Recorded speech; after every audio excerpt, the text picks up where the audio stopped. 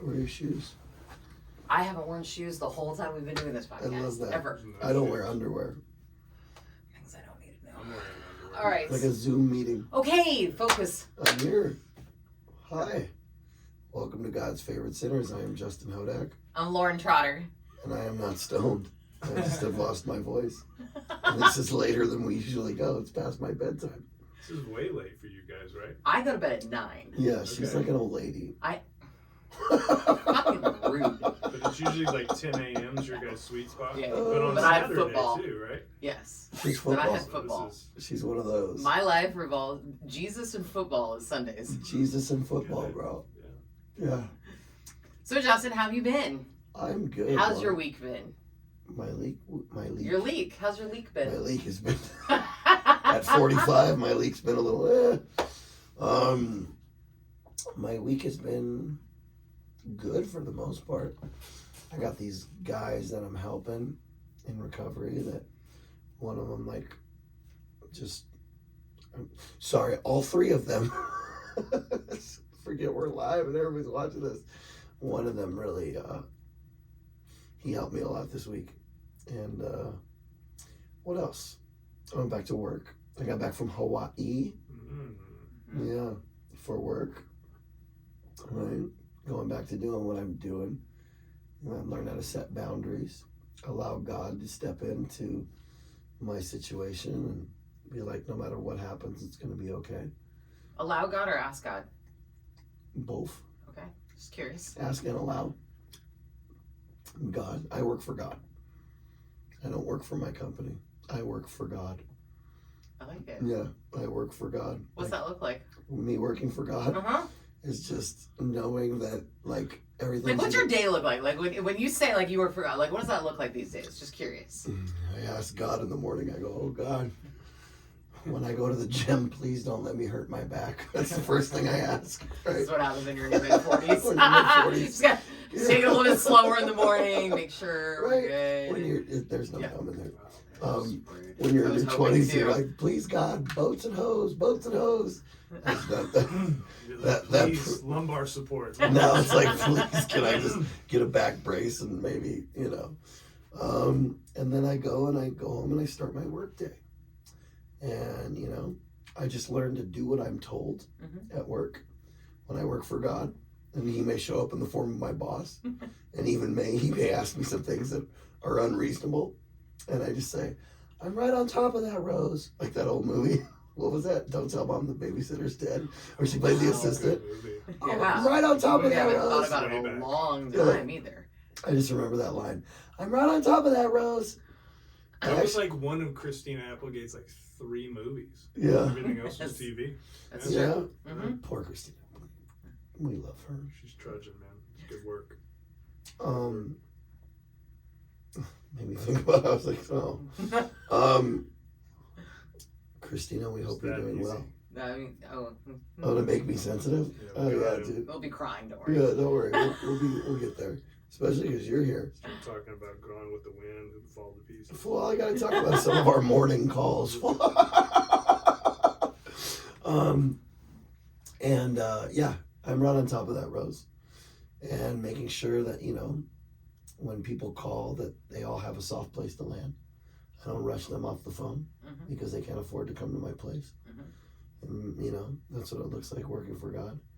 And then when I'm done, with work, I go to my little recovery scene. And I don't mention any names of certain organizations. Sorry, we should have told you that at the beginning. And I went to go to my little recovery scene. And and I be of service. And then I come home and, I pray.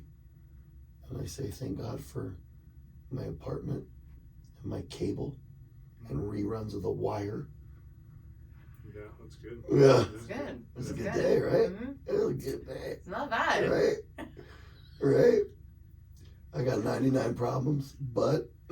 I was just wondering, because some people bookend God, right? Like in the morning, it's like, God, take it, and da-da-da, and then at night, it's like, thank you, or whether it's like continuous throughout the day. Like, I know for me, I need to invite God, like, I literally, like, invite God into everything all day long. So I'm like staying like grounded in that. But I bookend God, but not. Can I ask a question? Yeah. What does that look like for you, Lauren? So literally, like before I walk in here, I'm like, all right, God, guide me and show me what we're gonna do. And like before I make a phone call, I'm like, God, guide my words. Every Before, time? like literally, yeah, like it's pretty regular, and I'm very conscious, and I'm very like clear about, like I make it intentional. So all day long, like I intentionally bring God into everything before I do it, as much as I can, and especially like in work, right? Because I do have a couple different things going on, right? Like I got the nonprofit that's now taking off, and then I'm life coaching, and then I also have my bookkeeping company, right?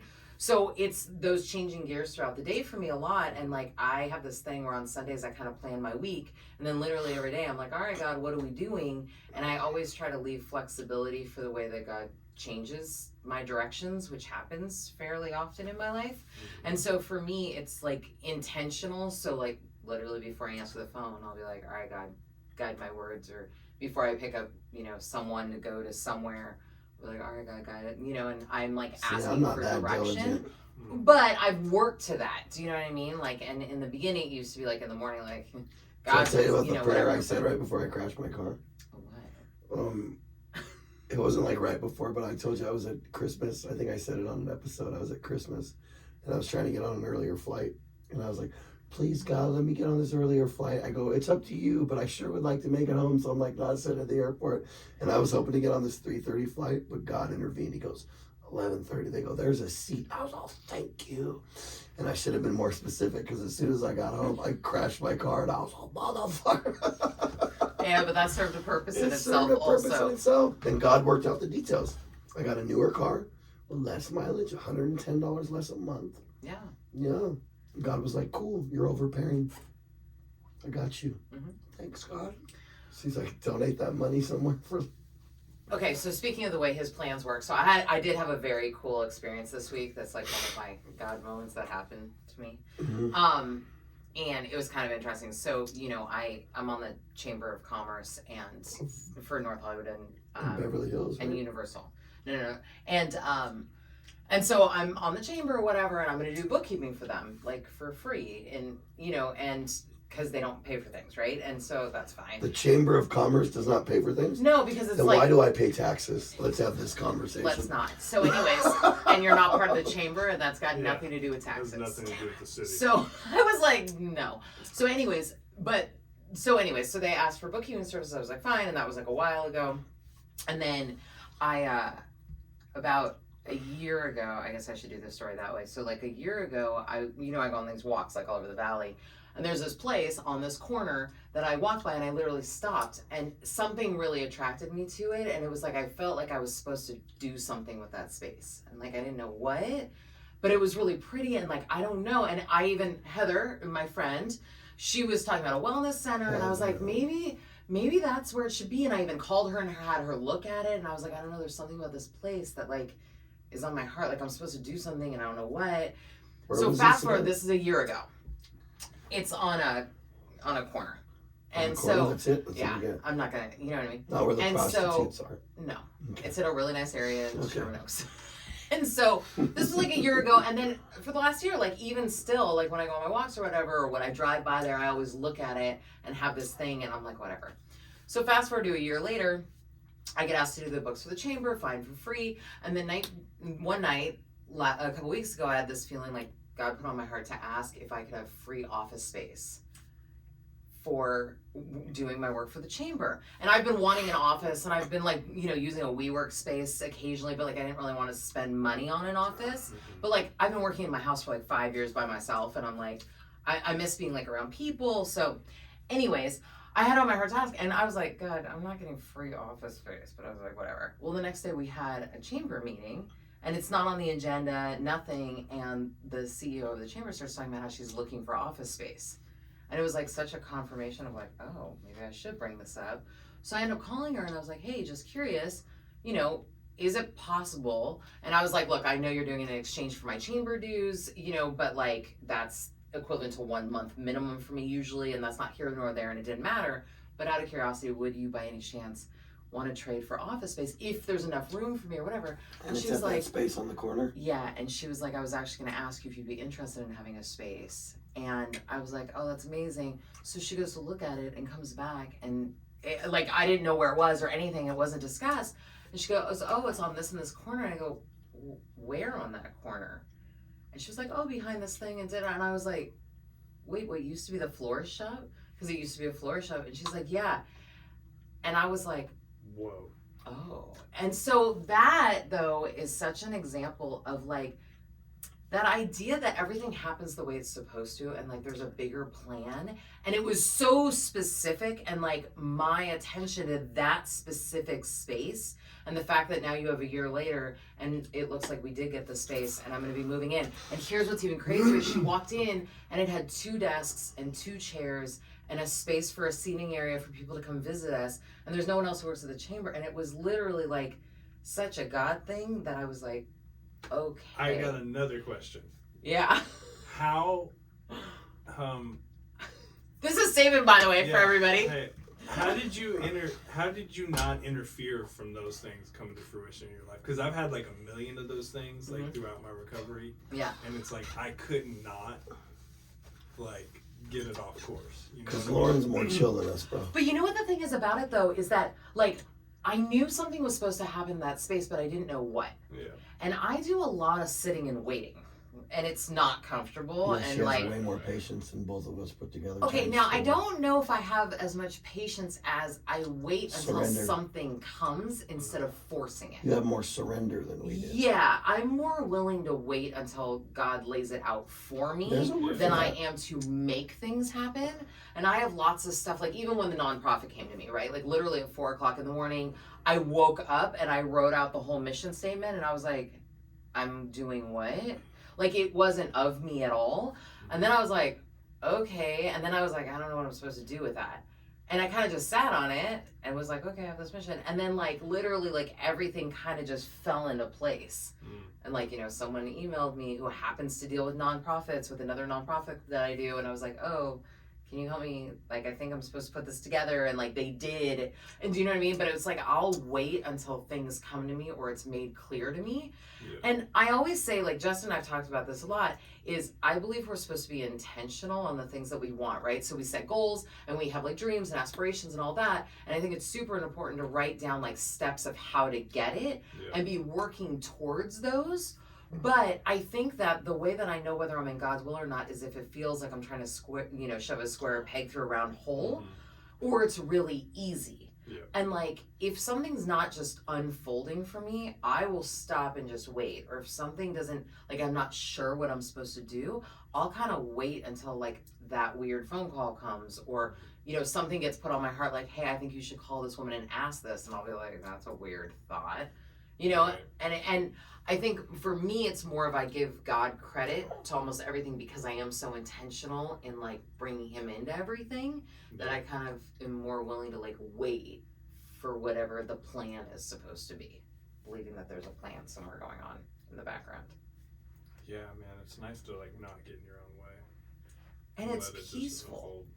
Like I think that's been like the theme of the whole week is like embracing the peace. And so that's why I asked you, when you're working for God, right, that idea, if you're really working for God and if you are really truly like walking in that faith, not just believing in God, but really truly having faith in God, right, and that like he's in charge of everything, then my experience is like you should feel super grounded and at peace all the time.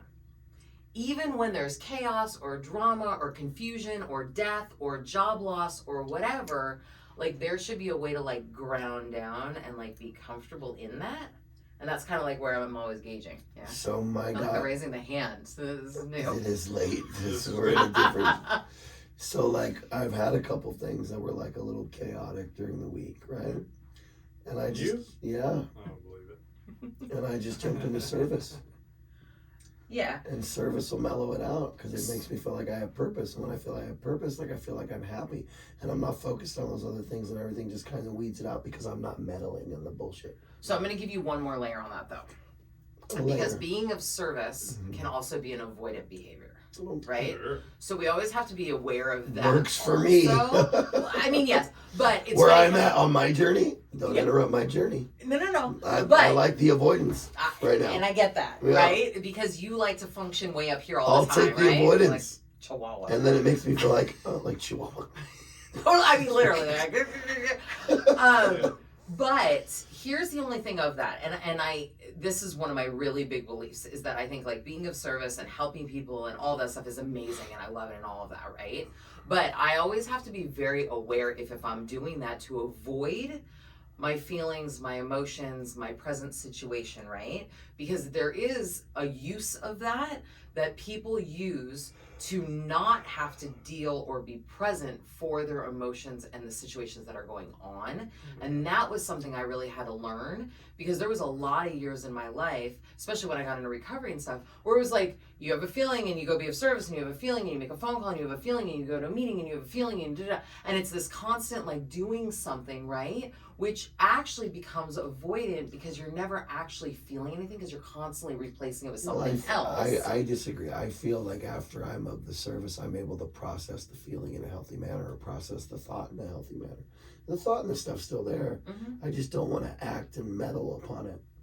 If that makes sense. Yeah. It's more of just being aware of it, though, right? So, like, for example, I was talking to a friend. Like, if I have to suppress my rage being avoidant, I'd rather suppress my rage being avoidant. Right. Yeah, that's not an emotion that I want to feel. Okay, except for the fact, avoidance. Yeah, like except that, for you can't do that. Anger is actually a feeling that we're supposed to actually have, right? And I am a big fan of it. Yeah, because one of the things that I work with people on is doing like a rage on page exercise, where you actually write everything gnarly and terrible and cussing and cursing and everything you should never say. And like, I'm a huge believer in releasing rage, because I'm a huge angry person. Do you know what I mean? Like, anger is something that lives in me. I mean, you've met my dad. Like, I come from a family that's like, we're ready to stab people in the neck quick. So I have to like let that out in a healthy way. And like women especially, right? Like, women have this idea like they're not supposed to be angry. And like, anger is actually an emotion. Tell that to some of my ex-wives. Well, and so that's my own thing, is like this week actually I had a couple different situations, like one who was dealing with anger, one who was like going through a breakup, one who was super hurt, and all of them had the same kind of course. Is for me, what I like to do these days is the being of service is totally good, but I like the intentionally writing on feelings, and whether that be like raging on a page and then shredding it so no one ever reads it, but at least letting it out. Or whether that's doing the, God guide my pen and just writing until you have nothing else to write, or whether it's doing a gratitude list or whatever it is.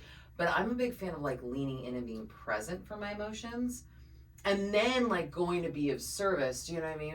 And it can go either way. You can go be of service and then do that, but you just have to make sure that there's a time for you to feel and be present and like process what you're actually feeling, so that you're not always being of service. That's what I'm saying. Like, not saying that that's not a good thing, because it is, but it's like being aware of the fact that we have feelings for a reason. They come from somewhere, and like I always say, you either process your feelings or they will process you, period. They are going to get processed, and it can be really not pretty, and it'll bleed into everything. And like, especially anger, that's how you end up fucking getting all crazy on the homeless dude, right? Things like that, like our last episode. Happens, man. That happens. It comes out. Dude, I didn't tell you about that. I haven't talked to you. You were in Rome. Oh, I gotta hear about that. Yeah, we did that last week's podcast. Anyways, and this is Sabyn. Oh, he's like, we're not. So Sabyn, it's actually kind of cool with Sabyn, because I was thinking about it today. So I've known Sabyn for a very, very long time, but I don't actually really know Sabyn, technically. Like, we know each other. That's the way I like it, though. I know you do. No. That's why I'm like, oh, we'll have Sabyn on. Sabyn's a creeper, homie. Well, but we have lots of mutual friends. Like, I do know you. Like, we've talked. I mean, he's my friend. But we've never like gone out and like eaten and like gotten to know each other or anything like that. No. Right. So, but we have lots of mutual friends, and I feel like I know Sabyn really well. But I was thinking about it today. I was like, I do, but I don't. Okay. Yeah. So basically, what we do here, I don't know. Justin loves to have people on and not say anything. Although I think you've seen the podcast, at least one episode, and basically. Sorry. And then there's that. And edit. And basically what we do is we sit here with Justin acting like he's 12. And we talk about what people's journey is, whatever that okay. looks like. And so it's basically when Justin and I came up with this idea, the idea was having guests and talking about what their experience has been as searching, because all of us are born with like a need to find something. Everybody, like, I mean, that doesn't matter what religious background or whether you're in recovery or like what, you know, whether you're abused or not when you're a kid or whatever. Like, all of us have this searching that happens from a really young age, no matter how healthy or unhealthy like our upbringing is.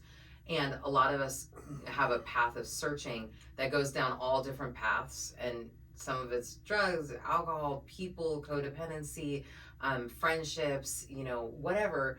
We just have experiences of searching, and so we talk about whatever that searching is, and ultimately it usually ends up being some kind of spiritual connection. And like I always talk about that, I believe that we're ingrained from birth with that instinct of right, wrong, and good and bad. And people love to be like, I didn't know, and I'm like, that's not true. You just didn't want to pay attention to that gut feeling that told you whether it was right, wrong, good, or bad, and we rationalize and justify things, right? So basically it's an overview of, you know, like how are you raised and what that searching looked like for you and what it looks like today, and there you go. Oh, so just some light.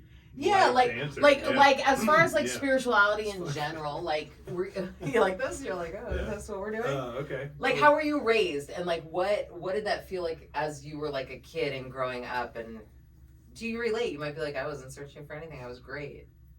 Yeah, you know, but I was searching for the people like in my immediate family and in my immediate vicinity, my close proximity to be, say, and do things that they weren't doing. So the idea of like searching, you know, especially like in recovery, or the ideas of like higher powers or like religion, this like invisible entity, I was like, that was such a hard sell for me, because I was like, well, I can't rely on you, you know, and I know you, like, I love you, you're my parent, or you're my grandparent, or you're my aunt, or my uncle, or my cousin, or my dad, and you're not there. So why would I believe in something that's clearly not there? Totally. That was just that, and it took me a long time to like to kind of like comprehend that, you know. Did they bring you up religious? Hell no. Oh my God. Even Pop and Mart? No, my grandparents. So I know his family. Like my great grandfather was a preacher, and like universally all across the board, my grandfather, my grandmother, my mother, anybody who knew him was like, he's like the greatest man to have walked the face of the earth. But the way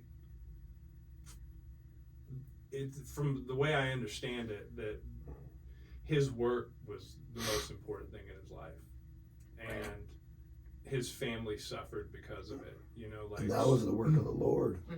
Yeah. And you know, leaving a really high paying job in Atlanta so he could go pastor this church, and moving around, living in cars, always like just always on the go. Sounds something like Lord would do these days. And my kids move out soon. I'm like, I'm it's gonna possible. go preach from my car. I look at her like she's got 8 fucking heads, bro. And totally possible for me. And so she's like, but I'm the same one. While my great grandfather was out, like, you know, doing the Lord's work, my grandfather was at home with his mother, who was stark raving mad, and like a vicious human being, like in the name of, you know, not God, in the name of religion, you know. So, and his old man's like the sweetest dude. Yeah, my grandfather's great, and he sang gospel music for years, but it wasn't like, it was something that he was passionate about, rather than being like a religious duty or something like that. And it was like, you know, we're about as religious as like saying grace before a meal, you know, like. But it wasn't more religious than I was. Well, there's I was like, I didn't even do that. And they're in the deep south. They're in the south. Yeah. But the flip side of that is like, you know, I think my grandparents had an aversion to it. You know, my mom was like, a free spirit anyway, so she wasn't like really about anything religious. She's, you know, she's more about the traditions of it, but would probably identify more as like spiritual, you know. But I think from like a very early age, I was like so hyper aware of like the hypocrisy in organized religion, especially in the South. Yeah. Because it's like, oh, bless your heart. And then they like behind closed doors. Girl, like, did you that see her woman- hair? Like, just really, you know, and I've seen, and not only that, and I've seen it in a lot of my exes. You know, like my sons, I had my son when I was 17. And when you have a teenage pregnancy, your parents that doesn't usually go over well. Yeah. And my mom was like very free spirited, liberal, kind of hippie. And her parents were like very conservative and Christian. And so there was a lot of butting heads, but like some of the way that, of course, you know, hindsight's 20/20. If someone had knocked up my daughter, I'd want to kill him too. It didn't matter how spiritual I was, you know? Yes. But there was just, it was really easy to focus on that as like, oh, you're supposed to be this. Yeah. So why are you acting like that? You know, and Because the flesh is weak, and my like Lord. people looking down their nose at other people because of that. And even with that, there was still a draw to it. Even like still to this day, like things that are like based in Christianity, because that's like, it's still like what I would identify with, even though I don't agree with it, you know? With the religion piece of it, right? Right. Like, yeah. I had this friend of mine, Aaron, anyway, he's a pastor in Tennessee, and he wrote this really great book, and it's like a 5-week daily devotional. And he just happened to send it to me, you know, and it was amazing, like the way he worded it and the way, like, you know, he related to his God and how, you know, he relates to himself and our image of how we are as people and who we are as God's children, blah, blah, blah. And I got a lot out of reading it. Yeah. And I was like, well, you know, like maybe I'll read this other scripture stuff. And it's like, I started reading it and I was like, this is some fucking happy horse shit right here. Like, what? Like, this is some of the dumbest shit I've ever read in my life. And I can't fucking get with it. What was this? The Bible? Yeah, man. It was like, fucking, there's a story in there about Noah, like, passing out drunk, naked. Yeah. And one of his sons running up on him, being like, oh, look, Dad's drunk, naked again. And he goes and gets his brothers. And they bang him. And then Noah's like, you're cursed for 1,000,000 centuries. And I was like, I'm out.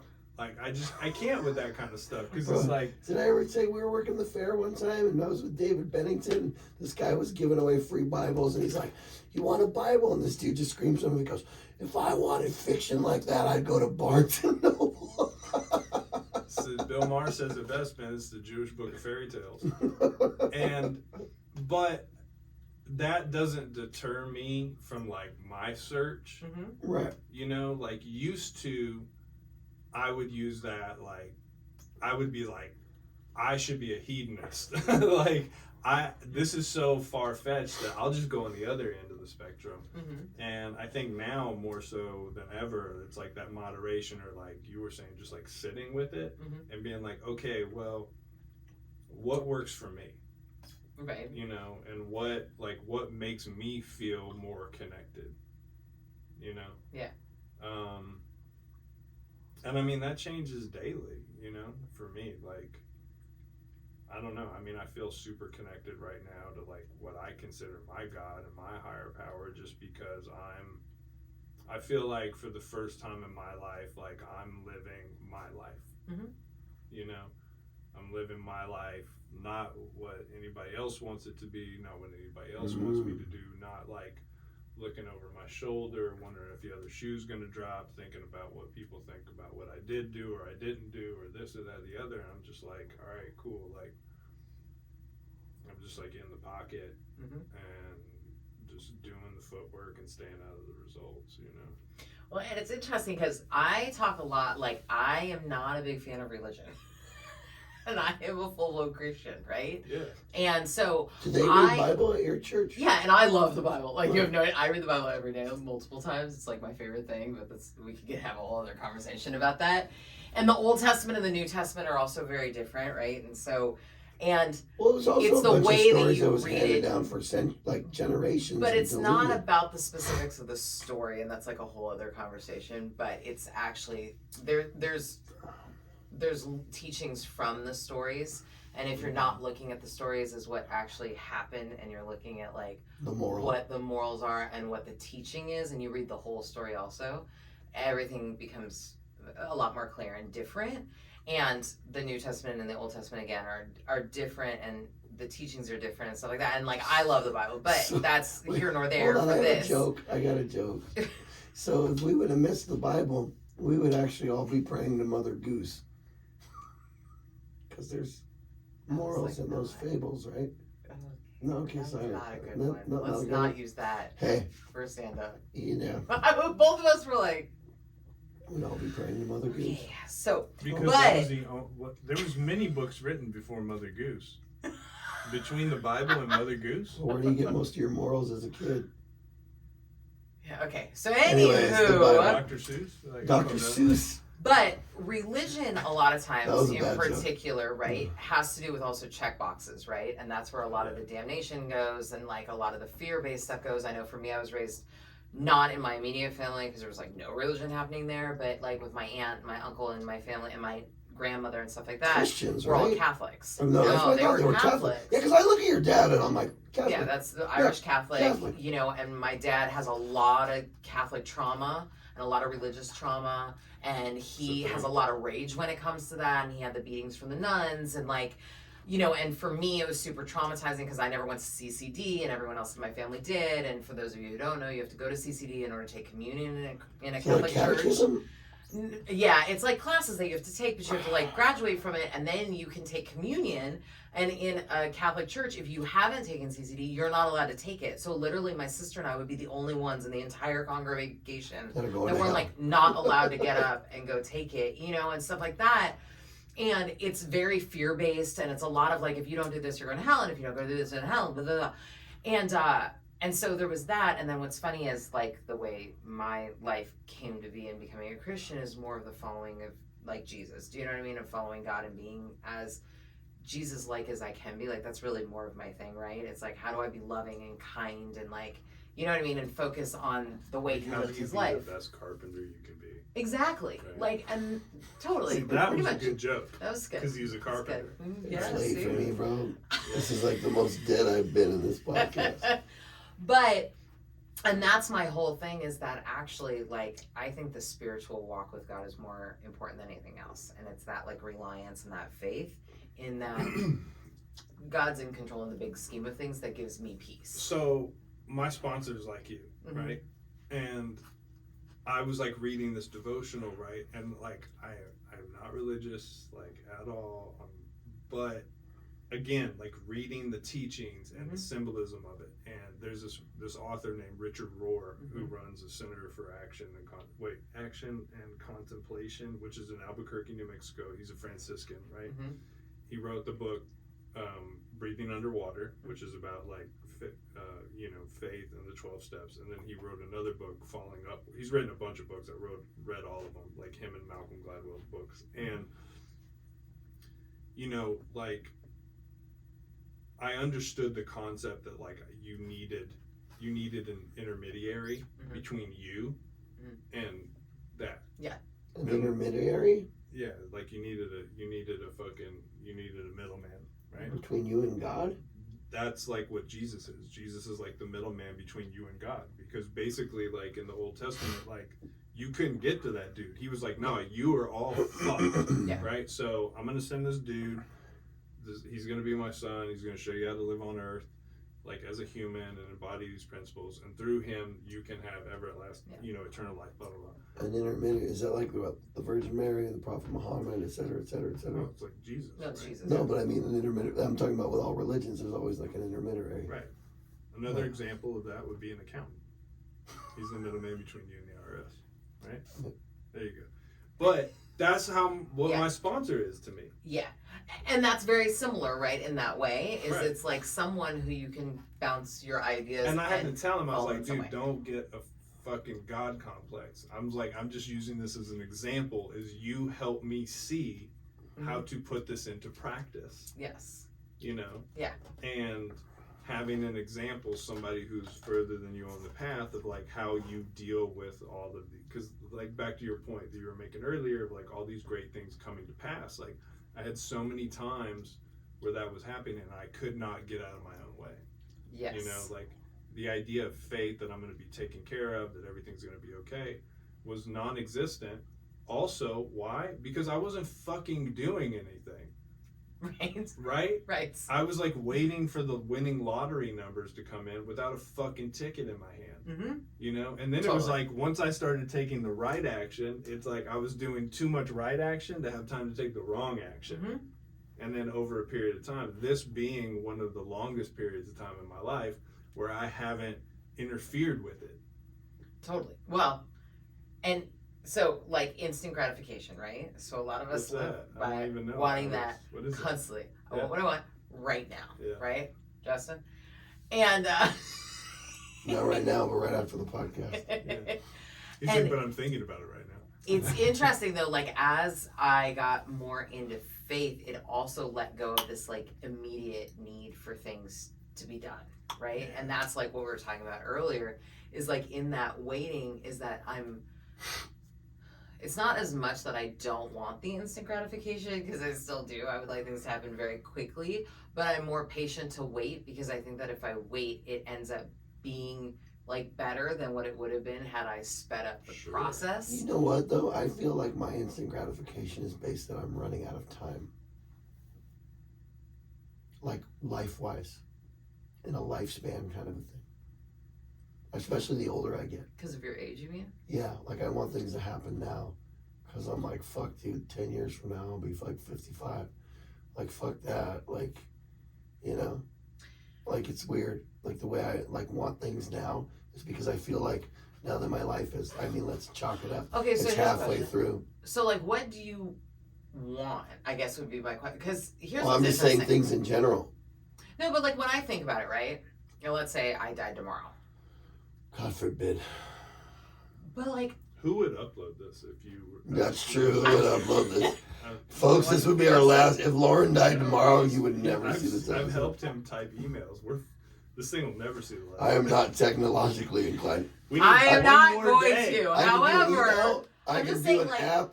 You know what's funny is like when I think about what I want to do, right? Like, yes, I'd like to get married again, right? I got divorced, I don't know, 17 years ago, right? So like, I would like to get married again one day. That would be nice. You know what I mean? If you died tomorrow, that would not happen. No, and I'm thinking like, I'd like to see, you know, my nonprofit get off the ground, right? And I'd like to help a lot of people, and I want to go to Africa in a couple months, and like, I want to go to Bali probably this year by myself, and like, I have some things like I really want to do, right? Stuff like that. But like, all the things that I want to do in my life are all things that I am willing to have happen or not happen. Like, I guess I don't have any preconceived idea of something that I need to do that if it doesn't come to fruition would be like a failure, I guess, if that makes sense. And so like, every day doesn't feel like this impending, like as I get older, okay, so I'm 43, right? And like, I mean, I realize I'm not you guys are fucking old. Shut up. Bitch, you're fucking like what, 41, 42? 25. You fucking liar and a fat mouth, homie. I didn't use sunscreen. And like, it's funny though, because like I don't have any like that. Now, mind you, I'm blessed, right? Like I've had kids, I have been married before. I don't have anything that like, you know, I mean, you know, I have girlfriends who have never gotten married and never had kids, and that's like their dreams, you know what I mean? And that's got to be really hard, and I don't know what that's like, you know? But when I look at like things I want to do at this point in my life, I just don't have this like, oh my God, if it doesn't happen now, it's never getting done. Right. So that's why I kind of ask you like, what is that for you? Just because like, I mean, sure, there's things I want to do, but I don't have anything that's like, I will fail at life if this doesn't happen. Yeah, and I think that creates, well, but I think like that thinking, like it's just kind of interesting because that almost sets up like a, like that speedy thing of like, I get married and have the family. So it's like getting married and having a family. Yeah. And why do you need that? Just curious. I just want it. Like, I think that's what life's all about. I do. Like, I was just curious. Like, I don't know what that is. Like, I wasn't taught that. But, like, that's what's, like, ingrained in my soul. That's why, probably. I Yeah. mean, it's ingrained in my Now soul. you have kids and I you've been do. married, I've never been married. but you haven't been I've come married. close. So, That's what it is, but you haven't been married. Okay. Twice. Right. Come close twice. Right. Once ended. Well, they both ended pretty shitty. One ended I just publicly and one ended geographically. Well, that's true Yeah. too. Yes. It's good both. both ends, wins in hindsight. I love that. Both wins in hindsight. Get a friend. If you don't have anything, you haven't learned anything from this stuff, get a good friend. And I guess that's like the thing, right? Because I know that when people want things, Yeah. they have a tendency to make things into those things, right? If that makes any sense. And like friends of mine, let's say, who want to get married and have kids, right? They will justify people to be that man because that's what they want. Right. And it blinds us a lot of times Because you fuck from wrong, what we're you supposed to be make kids waiting wrong. for There God ain't- to bring us. You might chew my ass for this, but I'm just gonna say that there ain't nothing more dangerous in this world than women who've decided Mhm. that they're having a fucking baby, Yeah. and that is they don't care who, what. I dated this gal. No, I'm not going to get I on you dated because this gal. it's We true. broke Well, up, and then she was like, "I want a baby," and like she was just like, and I dated her for a couple months, and I was back and forth with what's her name when we were in Nashville. Remember, I was going out to South Carolina, and I literally left, and a month later, that broad was pregnant. okay, but here's the thing about it, right? Yeah. But men do this too. Like men who want to get married Yeah. will also start Tolerate. making women who are not supposed to be their wife material, Right. right? And that's the thing that gets dangerous is whenever we get deadlocked on something that we want, what we start doing and what I find people do is they start justifying and rationalizing and making things. And I say this all the time when I work with people on like their ideal partner, right? So I am a big believer in like manifesting what you want. Do you know what I mean? And like be clear on what you want. But like when I work with people on doing like their ideal husband, for example, I make them get super detailed because I can make anybody into my ideal. If Oh, I'm for sure. really locked on it and like I have something I want, I can make people into it. I mean, Yeah. that's how I got married, you know, and like, Wow. you know, I mean, We I'm all blessed that done he's the it, father of though. my children and he and I are really good We're friends. sorry, We brother. should have never gotten married. Do you know what I mean? In the big scheme of things. But back to what you were saying with the marriage, I was like, oh, the wife and the Mhm. home and the family and this. that. And I tried to create that, We've all tried to create and I it. was like, oh, but like that's not always how it looks. Correct. The fir- Well, the and I first think it one doesn't for look me like that was- when we make it happen. I think if we wait for God The to first- bring that, Dude, I gotta say, in all defense, the first one for me, that was great. it was good. I fucked that up. yeah. Yeah. The first one was great. No, that was Yeah. really great. No, and there were lessons that you needed to learn that needed to come out of that relationship. Yes. Do you know what I'm saying? And like a hindsight, you know, whether or not you guys should have gotten married, obviously not. Do you know what I mean? But it was what it was. But the thing is that I just think it's super important to be focused on what's in front of you and like pray into God bringing you the woman for you to marry more than searching for her. Oh, I keep Right? asking him. I know. But But that's then he what goes- when you say and time then he goes- though, that's what made me wonder about it. That's the, He goes- yeah, that's the and then he thing, goes- though. There's this book that the reading has come up twice in the last weeks, and it's like, it talks about a hair, like a follicle of hair concealing a mountain. That like our wants and desires can get so laser focused that like something that specific and small can like block the view of something like so grandiose. Bro, I've You know? dated a lot of women, bro. And you meet once, and once in a while one comes on that's really good. And you're like, fuck, why didn't I really focus on that? Which one are we talking about But this time? We're What not, I'm we're not saying saying is- any We're just goddamn, talking- yeah. But Just see, talking what in I'm saying general. is, Talking in general. I don't think that's right though. Do you know what I mean? And this is always the thing that I am very aware of is what you were just saying is very true. Because we'll look at something and be like, oh, that was the one. But that's not the one because you had no business being with her. Or just, at this time. Okay, so Right? so here's the other side of the argument. Yeah. When you see people who are arguing all the time, oh, it's supposed to be the one because they're together. No, that doesn't make sense. No, because that's when people make their choices. When they force a square peg into a round hole. That's how you end up in those relationships. When it's not chosen by God, and it's not ordained by God, and it's chosen by us, then you end up with the relationships that end up in divorce and all of that stuff. I really do believe that. But I also think too, it's like the idea, like when people say things, like not you, because it's not offensive when you say it, but when people say like, "Oh, it's chosen by God," it's like Lauren has a way of saying it's not offensive. It's not like this motherfucker is like coming down and like anointing it, right? So like, let's do it a different way. But to your point though, is like when you feel that feeling, that square peg round hole, like I know. Whether or not it looks like it to the outside world, I know what it feels like when I'm not like operating in faith. Right. So all of us can, I guarantee, agree on this, that if we go back in all of our relationships, every single one, within the first very short period of time, we could all pick out where we knew we should not be doing this. Oh. 100%, right? Sometimes it was just, sometimes it was timing. I'm done. There was a red flag somewhere way in the beginning because it's almost guaranteed. But when sometimes you go it's back. like a timing, like somebody getting out of a relationship they haven't healed with. Yeah, right. You shouldn't be dating them then. You should be waiting, but we don't. We decide to go into it anyways. That's what I'm saying. Do you see what I'm saying? If someone came to me and just got out of a relationship, I will be like, call me in like 2 years when you sort all that out. I could not even share with you any of the details of any of my relationships.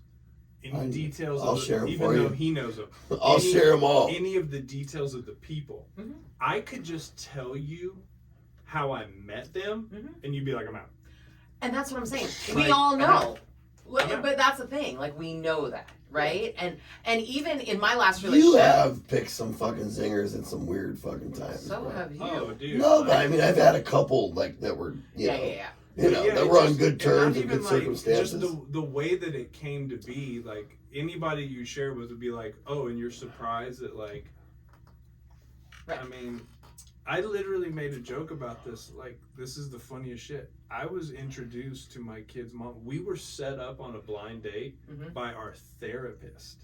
That's so fucking just unethical. Yeah. That's like, I work in mental health, so do you. And you have too. It's like the most unethical thing. Damn, like, I wish I'd known then what I know now. I would have sued the shit out of I was right. Like, you're my patient. Hey, I got another patient of mine that I think would be great for you. Great. You go to prison. Great.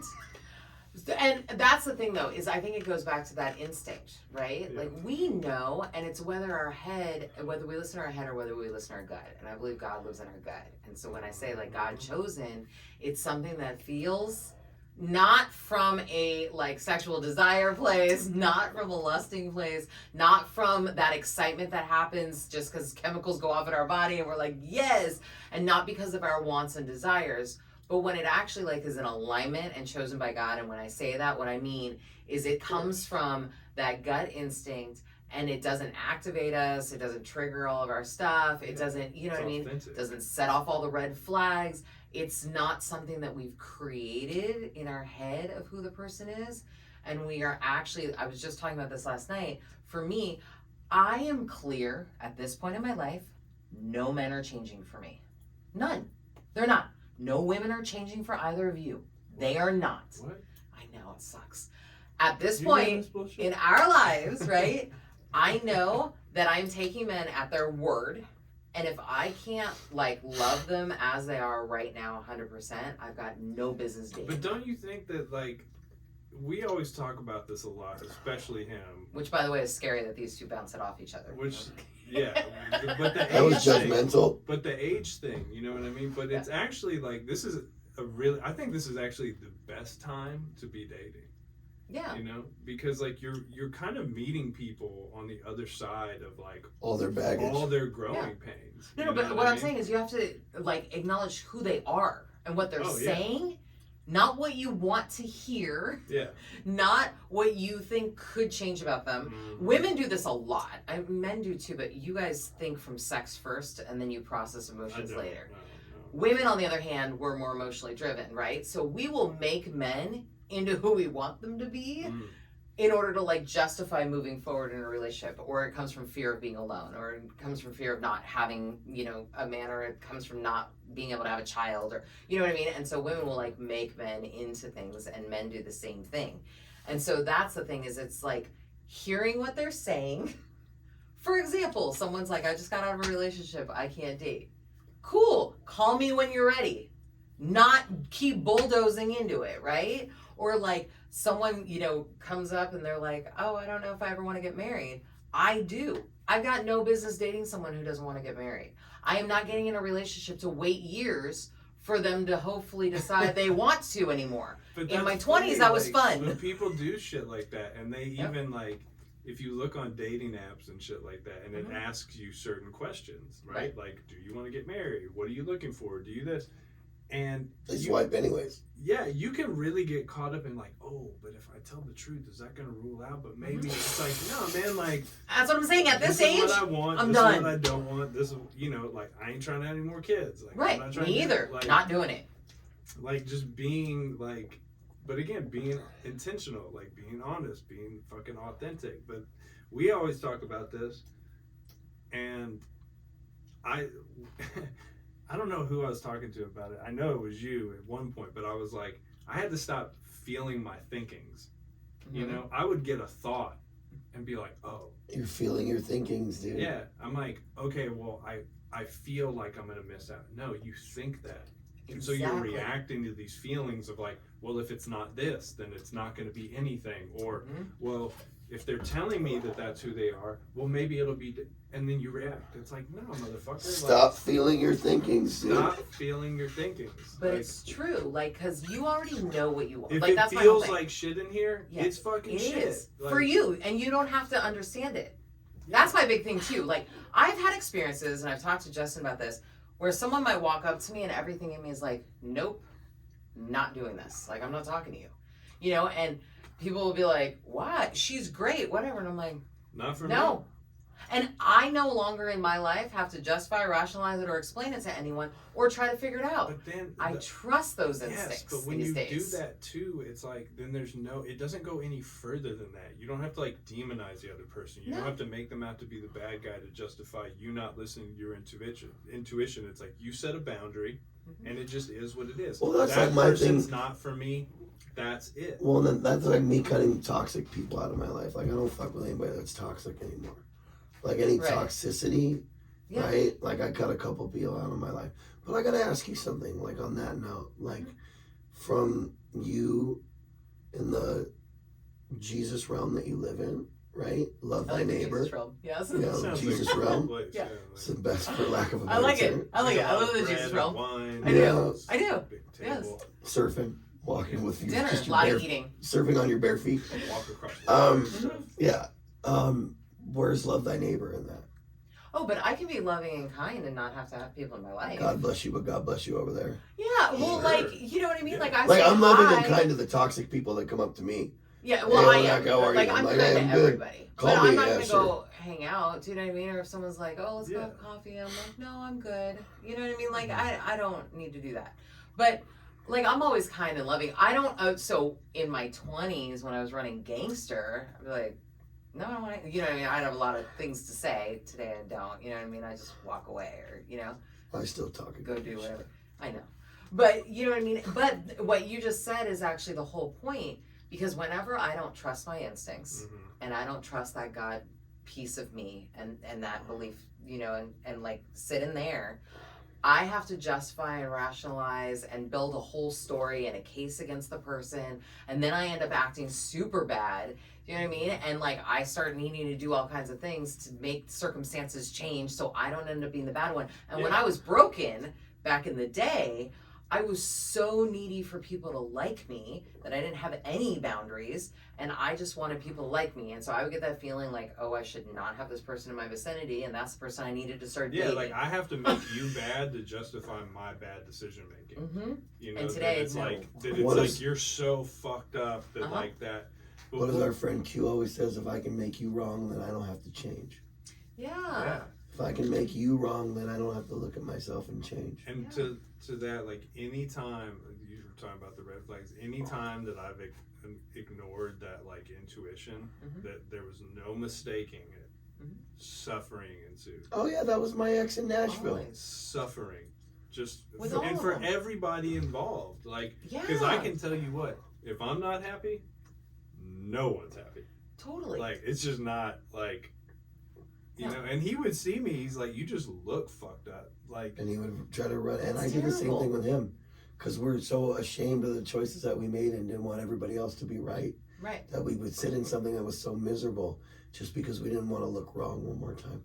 Right. I'm speaking for myself. But it's all coming from not listening to those red flags and not listening to that gut instinct that, you know, I always say is God, but it's like when you're really connected and you're really living in that faith. Right. And then but the thing is like, what is the core issue behind all of that? You know, and like, I've been talking a lot about this to people, is like, what is that, like, undying need to need something or somebody, you know, to, like, validate you? I think it's more primal than anything, dude. I think it goes back to, you know, it's not mental. I think it's just on a, you know, we're, at the end of the day, we're fucking animals. We're pack animals. We're meant to fucking live in a village. I really believe it's fucking DNA shit. See, I don't. So, I think it's a lack of faith. But back in the No. day, I think it's a total lack See, of faith. now you're but saying when it was, religion is more encompassing and not coupling it with science. I didn't say anything about religion, first but of when all. it was, Right. And second of all, I'm talking about that feeling of needing something I Right. don't have. yeah, but when it was on a DNA level, people didn't speak. You need food. Like, they would hit people with a club and like get their fuck on, and that was a wrap. And they just, Yes. it was all like, it was like a big caveman. Men hunt orgy all the gathered, time. women raised That's children. not That's true. what we That did. you need food, you need water, you need shelter. You can't say that you don't need anything.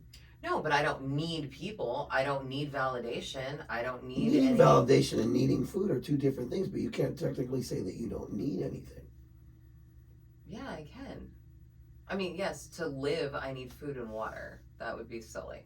Yeah. What I'm saying is, I don't have this need to get married or a need for anyone to like me or a need to, like, not have boundaries or be codependent or, like, get my validation or feel okay because someone's in my life. I don't have any of that. Now, Right. because you're operating on a healthy level. And that's what I'm saying, Yeah. is because I believe that piece of us Yeah. that we have from birth, I believe is some kind of God consciousness, whatever you want to call it, do you know what I mean? But when you're really walking in that, all of that other stuff does not come into play in the same way. And it doesn't mean I don't have thoughts of it, or it doesn't mean that I don't sometimes engage in it or whatever. But like when I'm really like spiritually balanced and I'm like really like in that place where I'm trusting and I'm like really living and like God's taking care of stuff and I'm doing what's in front of me and I'm living by like my gut instincts and I'm not going against it and I am looking at the red flags and be like, I'm good, or like, you know, things are happening and I'm living in that, I don't have that thing Well, it's happening. interesting that you say that, right? Because when I'm doing my service work and I'm in the middle of things and I'm like feel good and I'm praying and I have a conscious contact, I don't really need anything either. But Like I lay on my bed at night and I don't even think of that shit. I kind of just melt in the pillow it's and I'm like- just happy to watch The But Wire. when you're both in that place, it's like, that's the cake. Mhm. That shit's the icing. Yeah, Like, if it happens, it makes it sweeter. totally. That's Yeah. it. Like I would love to get married. Yeah. And if I do, rad. I would But too. I'm also not trying to get married to someone who's not the person I'm supposed to get married I to. just want to reiterate, Right. Lauren would like to get married. I actually don't If really there's care anything- these days, And but so would Justin. just like I as an would. example. I'm like I could go either way. Like, You're so full of shit. Ultimately, it would be nice. Do you know what I mean? But if I'm single the rest of my life, I would also be okay with that. Do you know what I mean? Because I'm super fulfilled where I'm at currently with, you know, working and hanging out and I have friends and I have family and like, you know what I mean? My life is very full. Does it not mean that there's other things that would be cool to have, but it's not something that like, if I don't get that, that's some kind of fail. Like I Just don't putting it have out a there, too, that- preconceived idea that I have to have this to be okay. But you don't feel like And you're that's what lacking. you got to be careful. I agree of, with that. That's right? where I'm at. And just putting out there, Lauren is single. If you guys That's inquiries, 1-800-SINNERS. SINNERS. Yeah. That is not actually fun. That would be really On weird. that- Get a lot On that of note, messages. we're over an hour. Ah, all All right, we're done then. We are Oh, over now. I want to add one Yes. thing though. Okay. Go. You guys, I didn't You know got when 3 I could minutes. interject. But what you were saying earlier about this whole service thing, I was having the same conversation with somebody about it the other day. And I think some people do get so caught up in service, right? Like, I think service is really beneficial to get out of self, like self-centeredness, right? Like Totally. my own twisted thinking to like break the monotony so then I can get back to, okay, I'm more centered. Is this as charged as I thought it was, or can I now process it, or did I have an interaction with someone that gave me more perspective to it? But I can't be of service to you at the expense of myself. And I think that's the mistake a lot of people make. That's codependency. They're like, service, service, service. It's like, okay, cool. You know how to take care of him, but do you know how to take care of you? And that was like a huge pendulum shift. Well, that's like a fixer. Yeah, but I had to learn how to be of service to me. Yes. Like, I wouldn't lead you astray, but like, why would I do it with me? And I had to like get my shit together before I could. And we've done that for each other. Like the other one be like helping the other one. The other one's dying. Well, and that's part of it also, though, right? It's like half blind. for me to be of service to so we're someone like else together. healthy. Yeah. I actually have to be coming from a healthy place where I'm not doing it to fix something in me. Also, Because if I'm not, I'm like, if I'm trying to be of service to you and I'm not centered, I'll start telling people, well, you could do this, or you could, or what. Then I'm like just as fucking scatterbrained as they are, and I'm like, well, shit, I don't know how we should do this. Well, I don't know. Maybe we should go to Mexico. Yes. Then it's like anything's on the table. Yeah.